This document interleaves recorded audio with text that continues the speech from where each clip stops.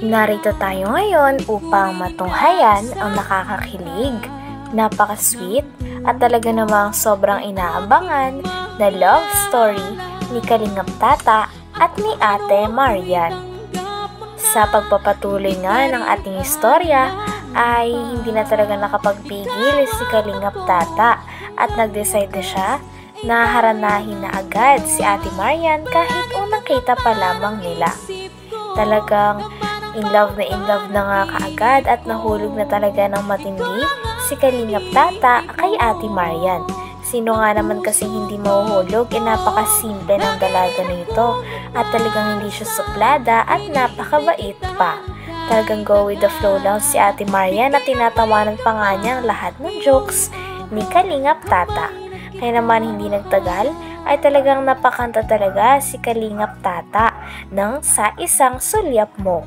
Ma-apply niya daw talaga ito kay Ate Marian sapagkat sa isang sulyap lang daw ni Ate Marian ay talagang natutunaw na talaga siya at hindi na siya makatiis at nahuhulog na talaga siya kay Ate Marian. Grabe at nakakakilig nga dahil kitang-kita din kay Ate Marian ang pagkakilig niya nung hinarana siya ni Kalingap Tata. Sa isang sulyap mo ay nabihag ako. Para bang himala ang lahat ng ito. Sa isang sulyap mo ayos na ako. Sa isang sulyap mo napaibig ako. Ano? Ang gusto ko baka kumakanta pa ko. Dinadaan mo sa kantang alaki. Oo nga, siyempre naman, alangan naman di natin kakantahan. Dinadaan mo sa kantang alaki. Tayong aguin mo, aluhaan ka. Ikaw. Habang nai-inlove na nga si Kalingap Tata ay nandun pa rin si Kuya Arjon at parang tinututulan niya nga ang love story ni Kalingap Tata at ni Ate Marian. Sinasabi niya na age doesn't matter daw sa pag-ibig ay parang hindi na nga daw sikat at hindi na nga applicable at parang si Kalingap Tata na nga lang daw ang naniniwala dito. Kaya naman sabi ni Kalingap Tata ay mas kawawa naman daw si Kuya Arjon sapagkat hanggang ngayon ay hindi pa daw siya sinasagot ni Ate Angelica. Kaya natawang-tawa naman si Ate Marian sa dalawa sapagkat para silang bata na nag-aaway. At the same time ay kinikilig din siya sapagkat talagang ipinagtatanggol ni Kalingap Tata ang kanilang pag-iibigan. Sabi naman ni Kalingap Tata ay gagawin niya talaga ang lahat dahil seryoso na daw talaga siya dahil sobrang nahulog na nga talaga siya sa kagandahan at kabaitan ni Ate Marian. Dinadaan mo sa kantang alaki. Oo nga, siyempre naman, alangan naman di natin kakantahan. Dinadaan mo sa kantang alaki. Tayong aguin mo, aluhaan ka. Ikaw luhaan. Bakit ako? Kasi hanggang ngayon hindi ka pa rin sinasagot ni Angelica. Oh! Kasi naman sa'yo, ikaw, naghahanap ka ng di mo kasing edad. Naghahanap ka ng mga bata. Yun na ang kasabihan, age doesn't matter. Diba? Age doesn't matter. Wala naman talagang age doesn't matter eh. Hindi lang talaga yung totoo.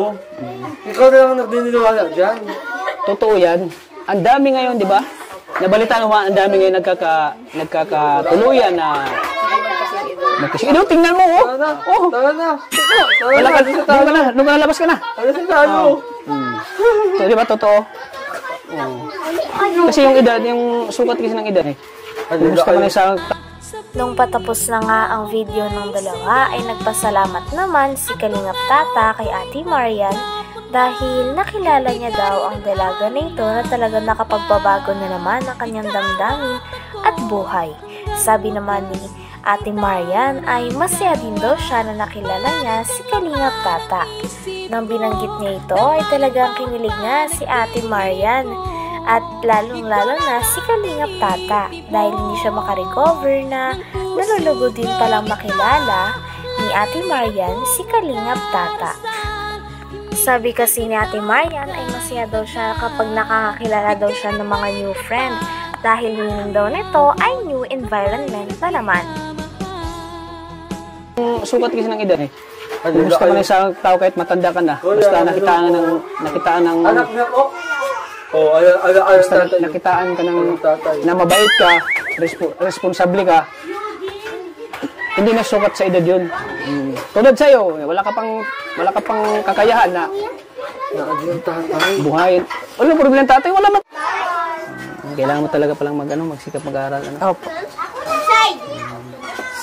Say masaya ko Marian, ang kinanay ko. Same po. Ikaw din, masaya ka? Ano po, mas gusto ko po nakakilala ng bagong part para may environment mo po. Wow, grabe. Thank you. Okay. Okay lang ba na mas ko sa edad mo? Mas ahid ako ng edad mo. Ilang taon ka na po? Hulaan mo kung ilang taon. 31. Ha? 31. Ay, salamat. Tama na, hulaan mo. Talagang tinanong nga ni Kalingap Tata kung ilang taon na daw siya sa paningin ni Ate Marian at tuwang-tuwa naman si Kalingap Tata, talagang kinikilig nang sabihin ni Ate Marian na mukha daw siyang 31 years old. Grabe at nagulat nga, tuwang-tuwa si Kalingap Tata dahil mukhang bata pa daw siya para kay Ate Marian. Kinilig din naman si Ate Marian dahil tuwang-tuwa si Kalingap Tata.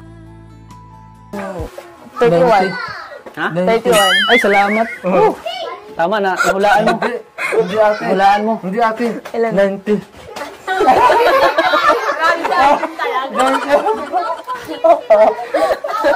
Grabe no, bata pa lang ako sa paningin mo. Titignan ko lang po yung face figure niya. Ah, siya? Face figure. Grabe, 31 pa ako bro, salamat. Woo! 31 pa ako, mababata pa ako lalo. Imagine 31, batang bata pa yan. Ganito lang ka ngayon. Pero sa totoong buhay, hindi tayo rin ang edad mo.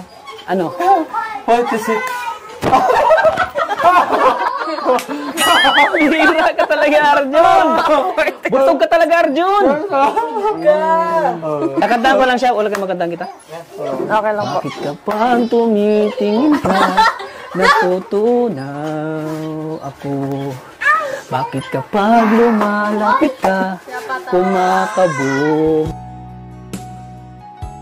Grabe at napakarami ang kinikilig sapagkat nagkakilala na nga talaga si Kalingap Tata at si Ate Marian. Talagang nakakakilig ang dalawa panoorin dahil si Kalingap Tata ay kitang-kita sa kanya na gustong-gusto niya din ang dalaga at si Ate Marian naman ay talagang go na go din sa mga banat ni Kalingap Tata.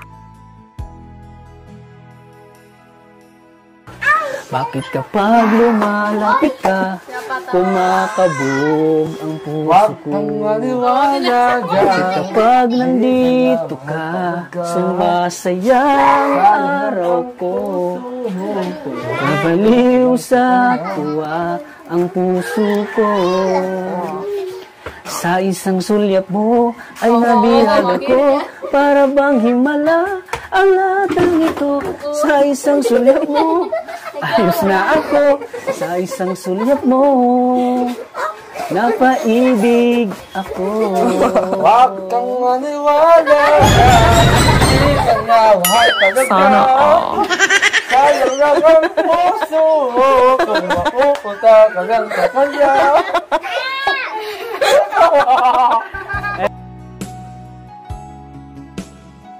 Grabe at sana nga magkaroon pa nga ng part 2 ang kanilang pag-ibigan at kanilang pagkikita dahil napakaraming fans na nga ang nangihingi ng part 2 nito dahil sila din ay kinikilig kay Kalingap Tata pati na rin sa napakagandang dalaga at napakabait na dalaga na si Ate Marian. At sana kapag pumunta kami dito, andito ka na kagad sa kinaupuan mo. Para, kung halimbawa, okay lang ba siya na mabisita ako ulit? Depende po pag nandito din ako. Pag nandito. Paano pag wala ka dito? Ay, di ba naman?